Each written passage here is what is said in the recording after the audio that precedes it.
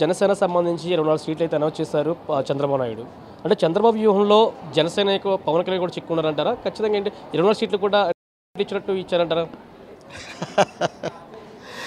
ఇది పత్రికా ప్రముఖులైన electronic media వారికి సర్వం తెలిసినటువంటి వాళ్ళు, మీరు త్రినేత్రం కలిగినటువంటి వాళ్ళని నేను మీటింగ్లో చెప్తుంటా. పవన్ కళ్యాణ్ గారు జగన్మోహన్ రెడ్డి గారు ఓటమిని చూడాలనుకుంటున్నాడే తప్ప అతను ఓడిపోతున్నాడు. వాళ్ళ కాపు వర్గం అనేది చాలా నెంబర్ 1 క్యాండిడేట్స్ ఉన్నారు, అన్యాయం చేయరాళ్ళు, చాలా ధర్మమూర్తులు ఉన్నారు కాపు వర్గంలో. అటువంటి వాళ్ళను ఈ చంద్రబాబుకి అమ్మేస్తున్నాడు తీసుకెళ్ళిపోయి. ఆ క్యాస్ట్ అమ్మకానికి సిద్ధంగా ఉండరు, ఇతనమ్ముడైపోవలసి. ఇతను ఏంటంటే కొంచెం ఈ ముఖానికి రంగులు వేసుకుని రకరకాలుగా ఫస్ట్ నుంచి డబ్బులు దండుకోవటమే, ప్యాకేజీలు మాట్లాడుకోవటమే అతనికి చేతనవును. కాబట్టి అటువంటి ప్యాకేజీకి అలవాటు పడిపోయినటువంటి పవన్ కళ్యాణ్ గారు నిజంగా ఈవేళ 24 సీట్లకి అతను అమ్ముడుపోతే అసలు జన సైనికులు ఎదురు తిరిగారండి. అసలు 5,000 10,000 మంది జన సైనికులు కుర్రాళ్ళందరూ కూడా, ఒరే నీవు విముక్తి కలిగిస్తా, బానిస విముక్తి కలిగిస్తా అని చెప్పినటువంటి దుర్మార్గుడివి ఈవేళ పవన్ కళ్యాణ్కి అమ్ముడైపోయి మా కాపులందరూ తాకట్టు పెడతావంటరా? మేము తాకట్టు వాళ్ళం కాదురా, మేము కొంతమందిని పోషించేవాళ్ళం. ఫార్మర్సీలంతా కాపు వర్గం అంటే కాపు కాసేవాడు కాపు వర్గం. కాపుల్లో కానీ ఎస్సీల్లో కానీ ఎస్టీల్లో కానీ మైనారిటీల్లో కానీ అందరూ కూడా దమ్ముగల నాయకులు. ఒక పవన్ కళ్యాణ్ ఏదో ఇలా బుడబొక్కల వేషాలు వేసి గబగబా వచ్చేసి నేను తగుదునమ్మా, నేను ముఖ్యమంత్రి అయిపోతాను. 24 సీట్లకి ఎవడన్నా ముఖ్యమంత్రి అవుతాడు? అందులో 24 సీట్లు ఖచ్చితంగా ఓడిపోతాయి, ఒక్క సీటు కూడా గెలవదు. ఇది కొల్లేరు నేత రామరాజు చెబుతున్నటువంటి మాట. ఎందుకనంటే ప్రతి నియోజకవర్గంలో 2,50,000 2,30,000 ఓటింగ్ ఉంటుంది. కానీ 1,80,000 ఓటింగ్ ఖచ్చితంగా పడుతుంది ప్రతి నియోజకవర్గంలో. 1,80,000లో మేము జగన్మోహన్ రెడ్డి గారు ఇచ్చేటువంటి సంక్షేమ పథకాలు 1,60,000 మందికి ప్రతి కాన్స్టిట్యున్సీలో ఇస్తున్నాం. మరి 1,60,000 మందికి ఇస్తుంటే ఒక 20-30,000 మంది అటు ప్రతిపక్షానికి పోయినా 1,60,000 ఓట్లు పోలైతే 60,000 అటు పోయినా 1,00,000 ఓట్లైనా మాకు పడిపోతాయి కదా. మరి 1,00,000 ఓట్లు వస్తే విన్నే కదా. అందుకే 175 ఖచ్చితంగా నియోజకవర్గాలు గెలుస్తాము అని మా బాసు జగన్మోహన్ రెడ్డి గారు చెప్పడం. మరోపక్క చూసుకుంటే పవన్ కళ్యాణ్ ప్రశ్నిస్తాను, ఎవరైతే ముఖ్యమంత్రి పదవులు ఉన్నారో వాళ్ళు చేసే పనులన్నీ కూడా నేను ప్రశ్నిస్తాను, అందరినీ చీల్చి చెండాడిస్తాను అంటారు కదా. మరి ఏం చేస్తారు ఇప్పుడు? అవన్నీ అబద్ధాలు తప్ప. నిజంగా ప్రశ్నించే గుణం ఉంది ఆయనకి. ప్రశ్నించడం అంటే రాజకీయం తెలియాలి, ధర్మం తెలియాలి, న్యాయం సత్యం తెలియాలి. ఏమి తెలియదు అతనికి. వెనకాల నుండి డబ్బింగ్లో ఎవడను అని చెప్పమంటే చెప్తాడు, నానా అడుక్కో అంటే అడుక్కున్నట్టు నటిస్తాడు. అటువంటి అతనే తప్ప అతను ఇండివిజువల్గా ఎక్టార్గా చేయగలిగినటువంటి నిజమైనటువంటి జీవితంలో లేనటువంటి వాడు కదా. ఒక యాంగిల్లో చూస్తే వాళ్ళన్న చిరంజీవి గారన్నా మెరుగు, కానీ పవన్ కళ్యాణ్ అంతా పరమ దరిద్రుడు ఆంధ్ర రాష్ట్రంలో లేడు. అయినా మన రాష్ట్రం వాడు కాదు, అతను తెలంగాణలో బతుకుతున్నారు. చంద్రబాబు కానీ ఈయన కానీ లోకేష్ గారు కానీ కరోనాలో ఒక్కరోజు కూడా వచ్చి ప్రజల యొక్క బాగోగులు చూడనటువంటి వాళ్ళు ఏదో ప్రశ్నిస్తానంటాడు. జగన్మోహన్ రెడ్డి గారు చేసేటువంటి సంక్షేమ పథకాలను ప్రశ్నించే మగోడు ఎవడున్నాయండి?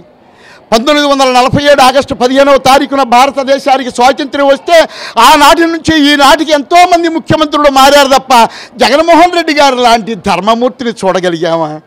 అయ్యో, పసిపిల్లలకు ఇంగ్లీష్ నేర్పటం, సాక్సులు, షూలు, పుస్తకాలు, బ్యాగులు, బట్టలు, అమ్మఒడిలో ఏ భార్యకి నేను ఉన్నవాడిని, కానీ నా భార్యకి 10,000 కట్టి నేను ఎప్పుడు ఇచ్చి అడగను. 18,750 రూపాయలు ఒక్కొక్క తల్లికి ఇస్తున్నాడు అంటే సంక్షేమ పథకాలలో ఇంతటి ధీరుడు ఉన్నాడంటారా? 16 మెడికల్ కాలేజీలు కట్టాడు. ఇప్పుడు తర్వాత రైతు భరోసా కేంద్రాలు 10,600. ఈ సచివాలయాలు ఎన్ని వేలు కట్టాడు. ఇవన్నీ అభివృద్ధి కాదంటారా? 15,000 సచివాలయాలు, అలాగే రైతు భరోసా కేంద్రాలు, 2,60,60,000 మందికి ఉద్యోగాలు, వాలంటీర్స్, ఆర్టీసీని విలీనం చేసుకున్నటువంటి మహా గొప్ప యోధాన యోధుడు. అటువంటి మహానుభావుని పట్టుకుని ఎక్కడుంది సంక్షేమం అంటారు. ఏమంటే ఈ రోడ్లు సంక్షేమం కదా, ఈ కాలేజీలు సంక్షేమం కదా, వీళ్ళకందరికీ ప్రొద్దుట 6 గంటలకు వెళ్ళి పెన్షన్ ఇచ్చేస్తున్నారే అది సంక్షేమం కదా. నీవు జన్మభూమి కమిటీలను పెట్టి ఒక్క రోజుకి 1000 రూపాయలు పెన్షన్ ఇచ్చేటువంటి దానికి ఒక్క రోజును కాకుండా ఎన్నో రోజులు చెప్పుకుని ఎంతోమంది చచ్చిపోయినటువంటి వాళ్ళు ఉన్నారు.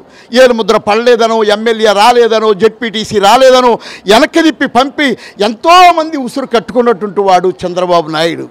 చంద్రబాబు నాయుడు లాంటి దుష్టుడు, దుర్మార్గుడు ఒకవేళ అనుకోకుండా మా పొట్ల మీద మేము కొట్టుకుంటేనే కదా అతను కొట్టేయాలి. మా పొట్ల మీద మేము ఎందుకు కొట్టుకుంటాం సార్?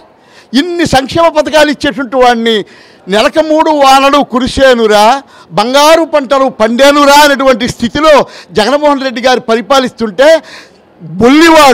బొల్లి జబ్బున్నటువంటి వాడు పరిపాలించకూడదు.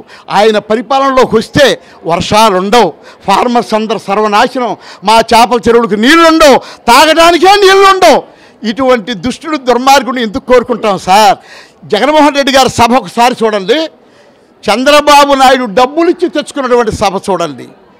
ఎస్సీలు కుర్రోళ్ళు, ఎస్టీలు కుర్రోళ్ళు, మైనారిటీ కుర్రోళ్ళు, బీసీలు కుర్రోళ్ళు, ఓసీలలో తెలివైనటువంటి వాళ్ళు అందరూ ఒక పక్షం ఉంటే ఇతను ఏదో నలుగురిని డబ్బులు ఇచ్చి షర్మిలను కూడా కొనేశాడండి. ఇక అటువంటిప్పుడు షర్మిలను కొనేశాడు, బాబాయ్ అని చెప్పేసాడు అన్నట్టుగా సునీతను ఎంత కొనంటాం? అందరినీ మెయిన్ కొనడం, లేబర్ని మాత్రం సర్వనాశనం చేయటం. ఇంత అన్యాయం చేసే చంద్రబాబు నాయుడు ఎక్కడ, లోకేష్ పవన్ కళ్యాణ్ ఎక్కడ? పవన్ కళ్యాణ్ ప్రశ్నిస్తారంటే అసలు చేత కాదండి, మాట్లాడటమే రాదు కదా. మరోపక్క చూసుకుంటే పవన్ కళ్యాణ్ దాదాపుగా 10 సంవత్సరాల బట్టి జనసేన పార్టీ అధ్యక్షులుగా ఉన్నారు. మరి ఈరోజు కాపు కులస్తులు కానీ జన సైనికులు కానీ పరిస్థితి ఎలా ఉండబోతుంది? అంటే 24 సీట్లతో టీడీపీకి పూర్తి ఇచ్చారు కదా, ఎలా ఉండబోతుంది వాళ్ళ పరిస్థితి? ఎలా ఉండబోతుంది? 24 మందిని ఓడిస్తున్నారు, జన సైనికులే ఓడిస్తున్నారు. మమ్మల్ని అన్యాయం చేశావు అని ఎన్ని ఫ్లెక్సీలు తగలేస్తున్నారో, ఎన్ని ఫ్లెక్సీలు లాగేస్తున్నారో అసలు మీరు టీవీల్లోనూ, వాట్సాప్లో, యూట్యూబ్లో చూస్తే తెలిసిపోతుంది. అంతకు ముందంటే వాట్సాప్లో, యూట్యూబ్లో లేవు నానా, ఇప్పుడంతా పబ్లిక్ అయిపోయింది కదా. అంతకుముందు మనకి ఈటీవీలోనూ, ఆంధ్రజ్యోతిలోనూ మనం చూడాల్సి వచ్చేది. అవి చూసి అయ్యే భ్రమపడేవాళ్ళం. కానీ ఇవాళ భ్రమపడేవాళ్ళు లేరు. అందరూ తెలివైనటువంటి వాళ్ళు. ఆంధ్రప్రదేశ్ ప్రజలు, ఆడపడుచులు, అన్నదమ్ములు, కార్మికులు, కర్షక సోదరులు అందరూ కూడా తెలివైనటువంటి వాళ్ళే. ఎవడో చెబితే నమ్మే స్థితిలో లేరు. వారికి మంచి జరిగితే ఓటేయమని చెప్పినటువంటి ఏకైక మగోడు జగన్మోహన్ రెడ్డి గారు.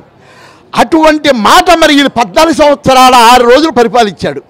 14 సంవత్సరాల 6 రోజులు పరిపాలించడం, నేను మంచి చేస్తే నాకు ఓటేయండి అమ్మా అని ఒక్క మాట అనలేకపోతున్నాడు చంద్రబాబు నాయుడు. మంచి చేయలేదు కాబట్టి మనందరికీ తెలుసు. నన్ను అడగాలని మీరు అడగటమే కానీ పత్రికా ప్రముఖులు నిజంగా మీరు అర్థం చేసుకోండి. న్యాయాన్ని, ధర్మాన్ని, సత్యాన్ని వివరణతో ఇవ్వగలిగినటువంటి వాళ్ళు ఎలక్ట్రానిక్ మీడియా, ప్రింట్ మీడియా. మీరు ధర్మబద్ధంగా జగన్మోహన్ రెడ్డి గారు చేసినటువంటి అన్యాయాన్ని చెప్పండి, న్యాయాన్ని చెప్పండి. చంద్రబాబు చేసినటువంటి ఆకృత్యాలు చెప్పండి, న్యాయం చేస్తుంటే న్యాయం చెప్పండి. వీళ్ళందరూ కూడా ఒకటే బుర్ర జల్లుతున్నారు జగన్మోహన్ రెడ్డి మీద. జగన్మోహన్ రెడ్డి సంబంధించి ఎవరైతే ఎమ్మెల్యేల మీద, మినిస్టర్ల మీద ఏముంటుంది అనుకుంటున్నారు? ఏం లేదు సార్, ఊరు పొమ్మంటుంది, కాడి రమ్మంటుంది. ఊరేం వెళ్ళిపోమంటుంది, ముసలాడు అయిపోయారు కదండి. ఊరు పొమ్మంటుంది, కాడి రమ్మంటుంది. ఆ స్టేజీకి వచ్చాక ఇంకా పాపాన్ని ఉడగట్టుకుంటా ఉన్నారు రామోజీరావు గారు కానీ, రాధాకృష్ణ, చంద్రబాబు నాయుడు. ముగ్గురు ముసలాడు అయిపోయారు తెలుసు కదా. The older the money goose harder to pluck అంటారు. ముసలాడు అయ్యే కొద్ది డబ్బు మీద వ్యామోహం పెరుగుద్దంట.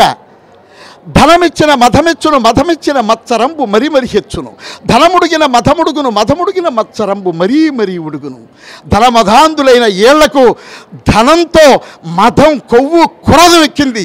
అటువంటి వాటిని అణచటానికే వచ్చినటువంటి వాడు జగన్మోహన్ రెడ్డి గారు. మీరు అర్థం చేసుకోండి. న్యాయాన్ని మీరు రక్షించండి. ప్రజల యొక్క ఆస్తుల్ని ప్రజలకే చెందాలి. 31 లక్షల మందికి పట్టాలిచ్చి కాలనీలు ఇచ్చినటువంటి మహానుభావుడు. ఎవరికైనా ఆ కాలనీలో స్థలం అడగటానికి వెళితే 7 లక్షల రూపాయలు ఖరీదు చెప్తున్నారు. అంటే ఒక్క స్థలం వచ్చి సెంటు 7 లక్షల రూపాయలు ఖరీదు. అటువంటిది ఎప్పుడైనా అందులో పావంతైనా చంద్రబాబు నాయుడు ఇవ్వగలిగాడా చెప్పండి? లోకేష్ గారు ఏం చెప్తా అంటే ఎర్ర బుక్కులో రాసుకున్నా, ఆడిని కొడతా, ఈయన్ని కొడతా, ఆఫీసర్లను కొడతా, విలేకరులను కొడతా, పోలీసు వాళ్ళని కొడతా. ఏమయ్యా కుట్టించుకోవటానికి యువతలో మేము సిద్ధంగా ఉంటే కదా. ఆడుకున్న 2 చేతులు మాకున్నాయి, అతనుకున్న 2 కాళ్ళు మాకున్నాయి, అతనుకున్న కళ్ళు మాకు ఉన్నాయి. అతను తిరిగేది ఆకాశం కింద, అతను నడిచేది భూమి మీద, మేము కూడా అదే నడుస్తున్నాం. Sky is above head, earth is under feet. Tsunami did very big loss. Tsunami వస్తే కులమత భేదాలు లేకుండా ఎవడైనా కొట్టుకెళ్ళిపోద్ది అది. అలాగే sky is above head, earth is under feet అంట. మన పాదముల కింద నేల ఉన్నది, మన అందరి తల మీద ఆకాశం ఉన్నది. ఇందులో what is the difference between you and me? ఇందులో ఉన్న తేడా ఏంటి? మీకు మాకు అందరం ఒకటే కదా, అర్థం చేసుకోండి. అంటే ఫైనల్గా చెప్తున్నా సార్, ఫైనల్గా చెప్పండి. అంటే జగన్మోహన్ రెడ్డి గారికి 175 సీట్లు వచ్చేస్తాయి అంటారా? కన్ఫర్మ్ అంటారా? వస్తాయనే మా ఉద్దేశం. ప్రతి నియోజకవర్గంలో 1,60,000 మందికి సంక్షేమ పథకాలు అందించారండి. అక్కడ పోలయ్యేది 1,80,000 ఓట్లేనండి. మరి 20,000 తేడా అయినా పై 80,000 ప్రతిపక్షాలకు పోయినా మాకు తెలిసి తెలియక ఎవరు వేసినా 1,00,000 ఓట్లు మా వైఎస్ఆర్సీపీకి పడితే మేము గెలిపే కదా. 1,70,000, 1,60,000, 1,80,000 ఓట్ల కంటే పోలవ్వు ప్రతి నియోజకవర్గంలో. మా సంక్షేమ పథకాలు ప్రతి నియోజకవర్గంలో 1,60,000 తగ్గకోకుండా ఇచ్చాం. అందుకని మేము గెలుస్తాము అనే మా నమ్మకం ఉంది. ప్రజలు బాగా తెలివైనటువంటి వాళ్ళు, ఆడపడుచులు, అన్నదమ్ములు, కార్మికులు, కర్షక సోదరులు, విద్యార్థులు, ఎంతోమంది తెలివైనటువంటి వాళ్ళు. వీరందరూ కూడా వారి పొట్ట మీద వాళ్ళు కొట్టుకోరు. ఖచ్చితంగా ఫ్యాన్ గుర్తు ఎక్కడుందని ఫ్యానే గుర్తుంది తప్ప ఏ సింబలో గుర్తులేదు. ప్రతిపక్షాల సింబల్ అసలు ప్రజల్లో లేవు. అందరూ గుర్తు ఫ్యాన్ గుర్తు. లోపలికి వెళితే ఆ ఈవీఎంలో ఫ్యాన్ ఎక్కడుందని చూస్తాడు తప్ప ఏ గుర్తును చూడరు. అది this is quite right. Truth this issue. Thank you, all the best. I shall take leave now.